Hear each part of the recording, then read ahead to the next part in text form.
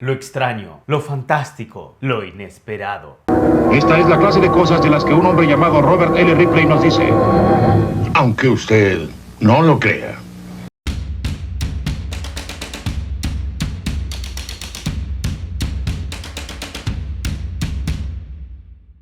Gente, ¿qué tal? ¿Cómo les va? Les doy la bienvenida a un nuevo Perdón Centennials. Hoy vamos a hablar de un programa que desembarcó en la televisión argentina a fines de los años 80 y que se mantuvo como por más de una década. Estuvo mucho tiempo en pantalla, pero tiene además una historia muy copada detrás. Estamos hablando de Aunque usted no lo crea.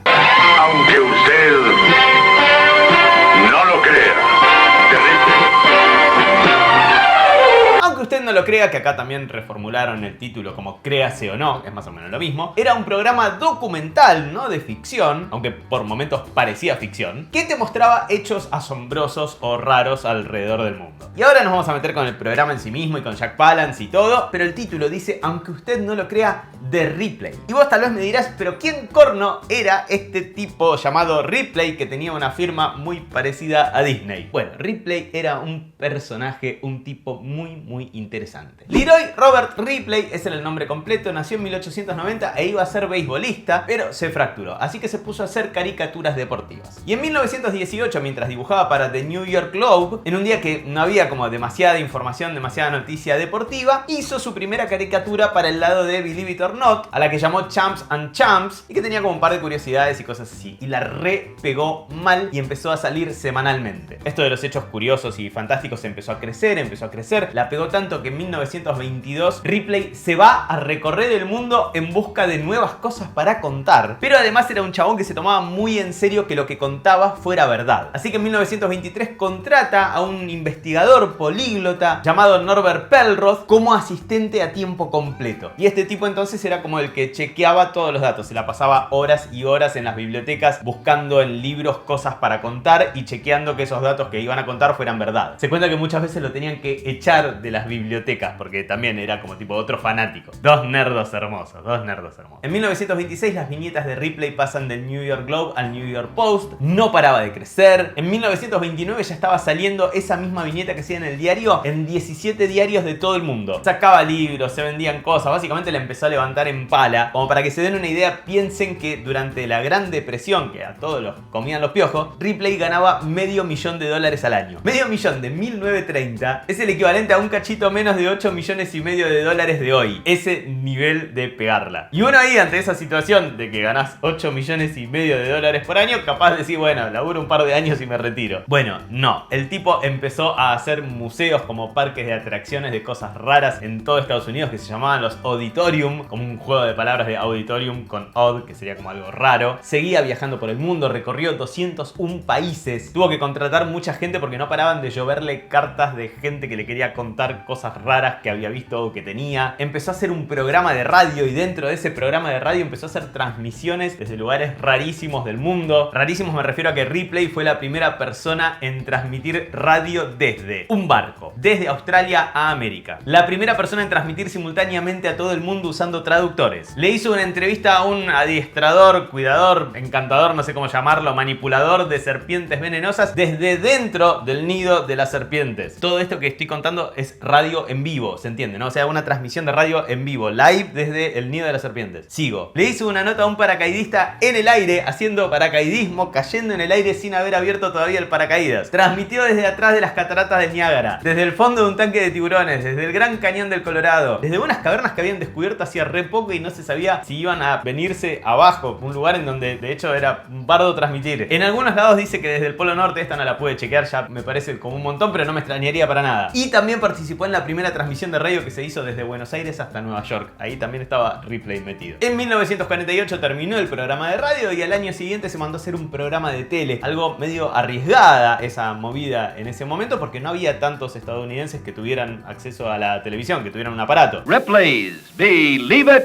or Not presents He Traded a Shadow for a kingdom. Hizo 13 capítulos de ese programa y poco después de grabar el capítulo 13 falleció de un infarto. Varios amigos de él siguieron como anfitriones del programa toda esa temporada y la temporada siguiente, y ahí terminó esa primera etapa de todo lo que hizo Ripley y el programa de Ripley. Y así llegamos al programa que vimos la mayoría de los millennials, a la segunda versión de Aunque Usted No Lo Crea, presentada por Jack Palance, actorazo que había medio como desaparecido del cine y que volvió y la recontrapegó con este programa. Jack Palance, ganador de un Oscar, el jefe del Joker en Batman de 1989, pero para mí va a ser siempre el de Aunque Usted No Lo Crea, claramente. Protagonista Jack Palance. Bueno, este programa estuvo en la ABC entre 1982 y 1986 contando eso, cosas extrañas, fantásticas, inesperadas. Como decía al principio del programa, como que el eslogan estaba bastante bien porque posta era lo que venía después. Desafortunadamente había sido disecada por su nuevo dueño. Su pico fue sellado para siempre. Música de Henry Mancini.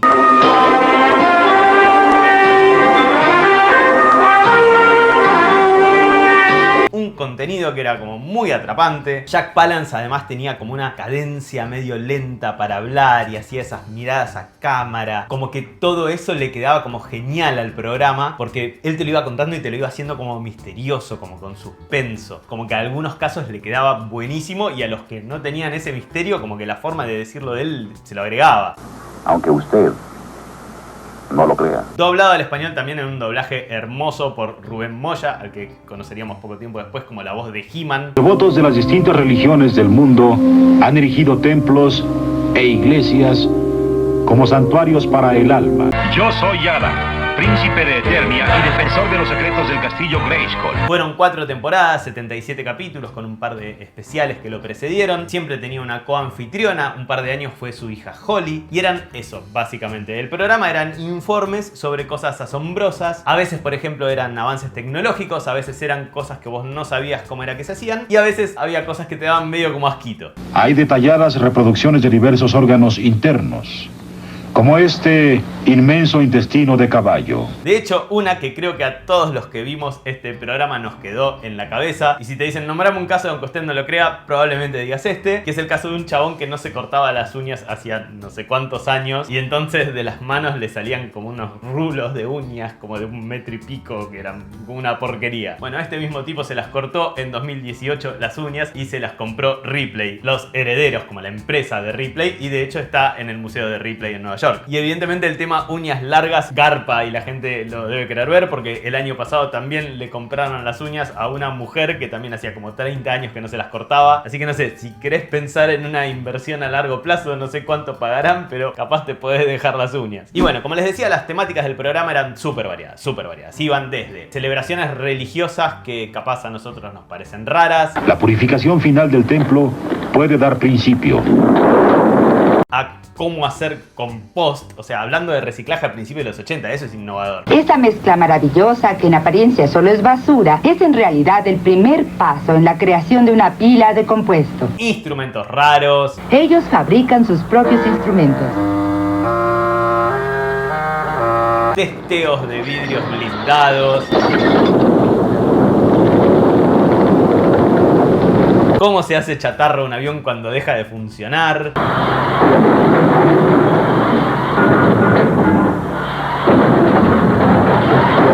O historias de personas tipo un tipo que se suicidó haciendo una bomba con un tubo de metal y cartas. A ver cómo se dio a sí mismo esa mano mortal. Será la primera escala en nuestra jornada hacia lo extraño, lo fantástico y lo inesperado. Bueno, eran todas cosas así, rarísimas y medio random. En Argentina salió por Canal 9, un par de años después de que dejó de emitirse en Estados Unidos. Generalmente iba al mediodía, dependiendo del año ha caído a la 1 de la tarde, a las 12 del mediodía, pero medio siempre por ahí. En muchos años abría la transmisión de Canal 9. De hecho, recuerdo haber estado delante de la tele con la señal de ajuste y la musiquita clásica esa que ponían antes de que arrancara la programación, esperando que arrancara para no perderme, créase o no. Canal 9 Libertad con comienza su transmisión correspondiente al día sábado 1 de septiembre de 1990 con Créase o No. Aunque creo recordar que en algún momento lo habían metido cerca de la medianoche, como medio pegadito al cierre de transmisión. No estoy seguro de esto, es mi memoria nada más. Y Créase o No era uno de esos programas, de esas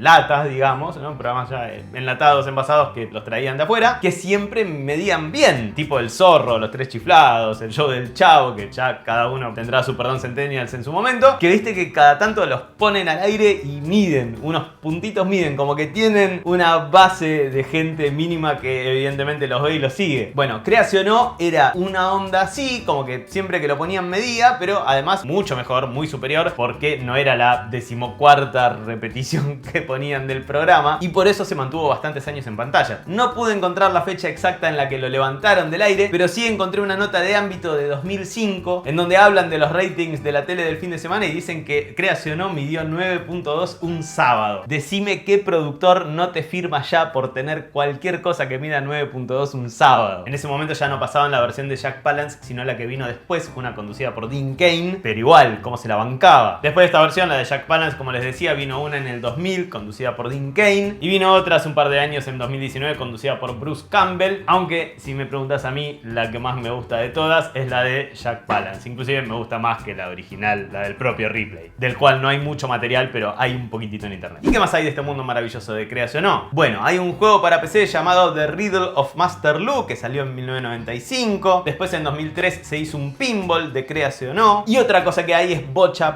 de parques de atracciones de Ripley. Tiene 3 acuarios, tiene 21 museos o lugares temáticos de estos auditoriums que te contaba, solamente en Estados Unidos. 21 solamente en Estados Unidos. Y después tiene 11 alrededor del mundo, en lugares tan diversos como México, Países Bajos, Australia, Tailandia o los Emiratos Árabes, lo cual te da una idea de cuán conocido mundialmente es. Y también hay una página oficial que es replays.com, en donde hay noticias raras, muchos de los casos que mostró Ripley, los dibujos, las viñetas que él dibujaba, una bocha de cosas y por supuesto la tienda, una store en donde te podés comprar cositas de merchandising. Una pena que los videos que están en esa página sean solamente los de la última edición. Me hubiera encantado poder ver ahí los de Jack Palance y recordarlos, pero bueno, no está. En 2005-2006 se planeó hacer una película sobre la vida de Ripley, con Tim Burton como director y Jim Carrey haciendo del propio Ripley, pero se fue diluyendo, el presupuesto se les fue de las manos y bueno, no llegó a buen puerto y no llegó a ningún lugar, así que bueno, como que medio que quedó en la nada. Anduve mirando también qué podés comprarte en internet de Créase o No, a ver qué hay. Lamentablemente no encontré demasiado, miren. Lo que más encontré son libros hay un montón por todos lados, de los que fue sacando Ripley a lo largo de los años. Acá en Argentina encontré a la venta como ya este, que es el número 11 de una colección, así que evidentemente debe ser por lo menos 10 libros más. Este vale 7.880 pesos, este libro en particular. Después había otros acá en Argentina, pero decía que te llegaba tipo un mes después de la compra, con lo cual evidentemente lo traen de afuera, así que me fijé directamente afuera. Y en Amazon también casi lo único que hay son libros. Está este de los 100 años, que está a $27, este otro a 15, este otro a 14, este otro a 13, $15. Como que andan en eso, andan entre 13, $15, 17 más o menos, casi todos los libros de Ripley. Entonces dijo, bueno, no, vamos a buscar DVD, quiero el DVD con la colección completa de Jack Palance. No está. ¿Puedes creer que no está? En Amazon lo único que encontré fue la serie original de Ripley, con el propio Ripley conduciendo, o sea, esos 13 capítulos que habrá grabado, más los que supongo que habrán estado sus amigos como anfitriones, a $9.50 usados o $15 si estaba nuevo. Y después encontré este otro que también parece una colección que no sé bien de qué es, pero es en DVD, a $13. Así que la colección completa de esos 77 capítulos conducidos por Jack Palance no está en ningún lado. Si los grabaste con la videocasetera y los tenés en tu casa grabados de la tele, sabé que tenés un pequeño tesoro ahí. Así que bueno, hasta acá casi que llegamos con el Perdón Centennials de hoy. Voy a cerrar contando una historia más. Pásenle el video si les gustó a alguna persona que ustedes sepan que miraba Créase o No de Ripley con Jack Palance fines de los 80, en los 90 en Argentina. Y si no, como siempre les digo, con un like o un comentario ya me están ayudando una bocha. La última historia de este video es sobre Ripley. El 3 de noviembre de 1929 Ripley dibujó una viñeta en el diario contando que Estados Unidos no tenía himno. Y como contamos recién, Ripley y su mano derecha chequeaban absolutamente todo. Vos me dirás, ¿no existía el himno todavía? Sí. O sea, había un consenso generalizado en Estados Unidos de que la canción La Bandera Estrellada, The Star Spangled Banner, era el himno nacional. Pero Ripley descubrió que el Congreso de Estados Unidos nunca lo había ratificado en forma oficial. O sea que oficialmente Estados Unidos en ese momento no tenía himno. Y como dijimos, las viñetas de Ripley eran muy leídas. Y esa viñeta llevó a una indignación masiva de personas. Casi 5 millones de personas firmaron y enviaron una petición al Congreso pidiendo que se formalizara el himno. Hasta salió a opinar John Philip Sousa, un compositor de músicas, muchas marchas, el compositor de la cortina de Crónica de Panamá, ese es John Philip Sousa. Hasta él salió a decir que había que darle un estatus oficial a esa canción, al himno de Estados Unidos. Y gracias a toda esta presión, finalmente en 1931, el Congreso de Estados Unidos presentó un proyecto de ley que después el presidente de Estados Unidos de ese entonces, Herbert Hoover, promulgó. Y así fue como en 1931 Estados Unidos, que hasta ese entonces oficialmente no tenía himno, lo tuvo gracias a Ripley. Aunque usted no lo crea.